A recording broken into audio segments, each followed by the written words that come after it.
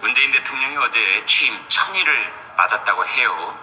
문 대통령은 소셜미디어에 이렇게 썼습니다. 출근해보니까 실장들과 수석들이 취임 1000일이라고 축하와 덕담을 해줬다. 쑥과 마늘의 1000일이었을까요? 이런 대통령 발언이 전해지자 시중의 우선 반응은 조금 민망하고 생뚱맞다는 것이었습니다.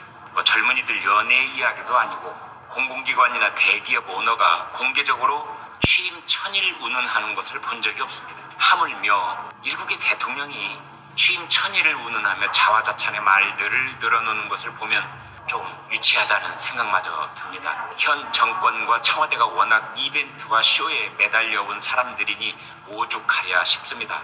더군다나 동굴 속에서 쑥과 마늘을 먹고 인간으로 환생한 곰의 자신을 빗댔습니다. 정말 곰이 고개를 돌릴 일입니다.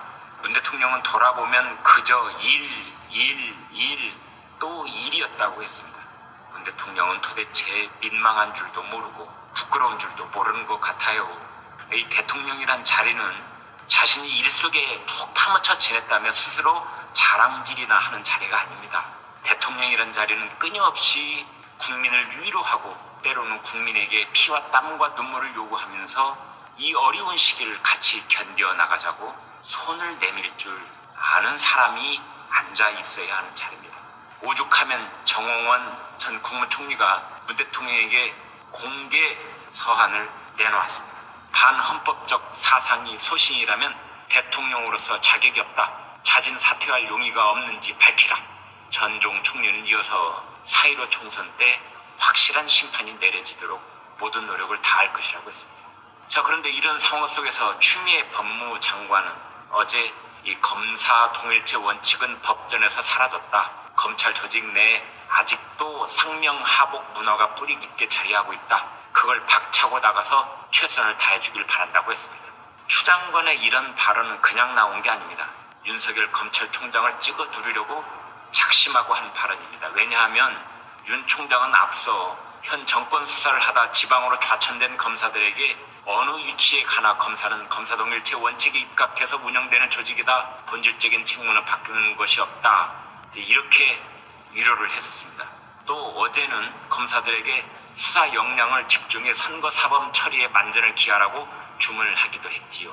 윤 총장은 사실상 살아있는 권력에 대한 수사 의지를 다시 한번 천명한 것입니다.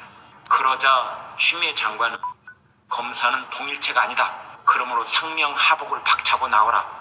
이러면서 검사들에게 사실상 반발과 항명을 부추겼습니다.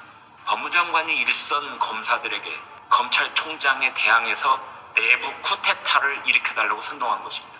지구 위에 현존하는 어느 나라 어느 시기에 그 나라 법무장관 일선 검사들에게 검찰총장에게 대들라고 선동하는 사례가 있었는지 정말 기가 막힙니다.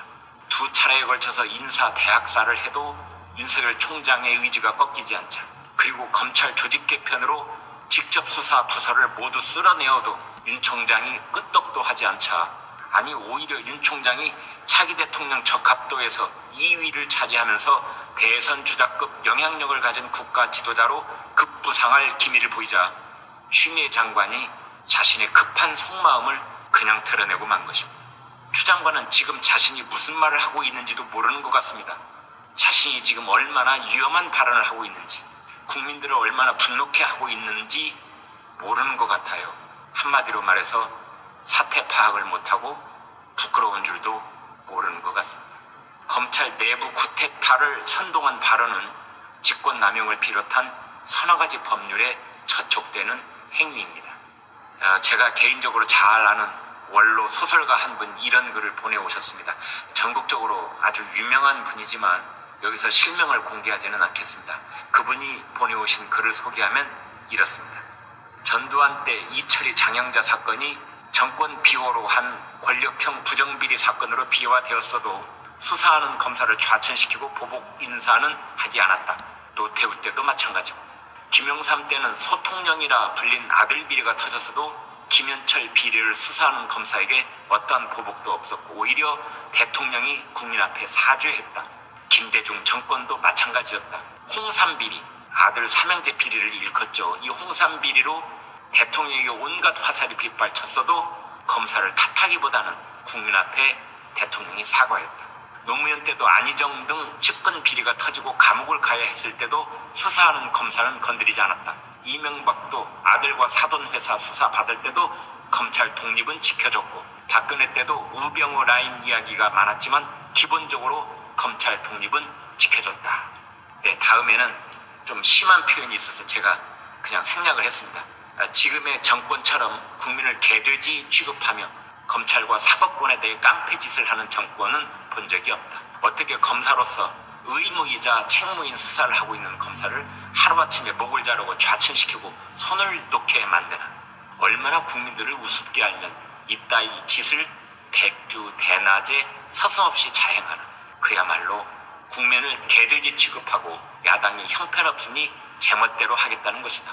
집단적 독재 전체주의를 펼친다 해도 그렇지, 저런 뻔뻔한 사람들이 어찌 민주주의를 입에 올리나. 이런 글을 보내오셨습니다. 오늘은 여기까지 하겠습니다.